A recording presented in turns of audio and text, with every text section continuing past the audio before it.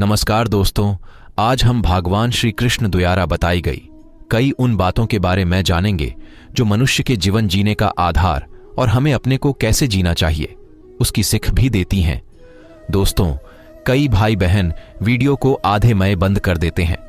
दोस्तों, आपको पता ही होगा कि आधा अधूरा ज्ञान हमारी जिंदगी और सेहत के लिए बेकार है, इसलिए पूरा सुने दोस्तों। इस संसार में कुछ भी स्थायी नहीं है।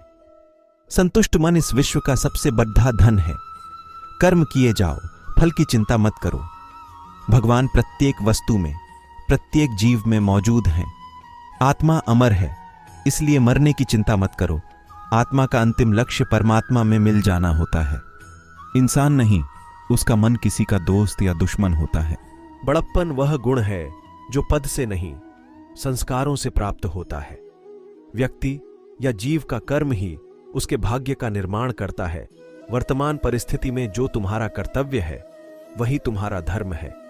मन बहुत चंचल है जो इंसान के दिल में उथल पुथल कर देता है।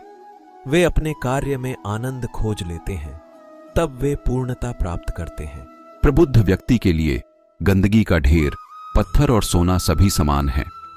आपके कर्म ही आपकी पहचान है, वरना एक नाम के हजारों इंसान हैं।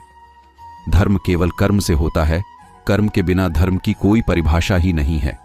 अहंकार करने पर इंसान की प्रतिष्ठा, वंश, वैभव तीनों ही समाप्त हो जाते हैं। जीवन में कभी भी किसी से अपनी तुलना मत कीजिए। आप जैसे हैं सर्वश्रेष्ठ हैं। बुरे कर्म करने नहीं पड़ते हो जाते हैं और अच्छे कर्म होते नहीं करने पड़ते हैं।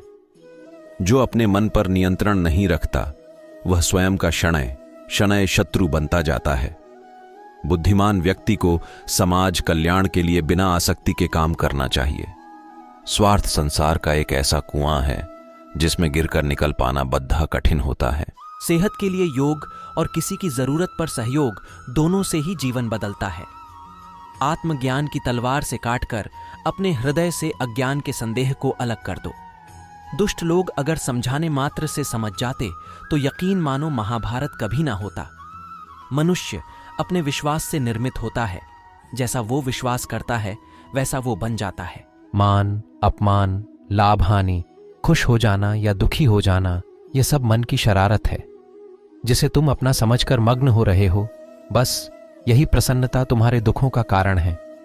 उस इंसान का मंजिल से भटक जाना तय है जिसकी संगत में नकारात्मक लोग रहते हैं। प्रेम सदैव माफी मांगना पसंद करता है और अहंकार सदैव माफी सुनना पसंद करता है।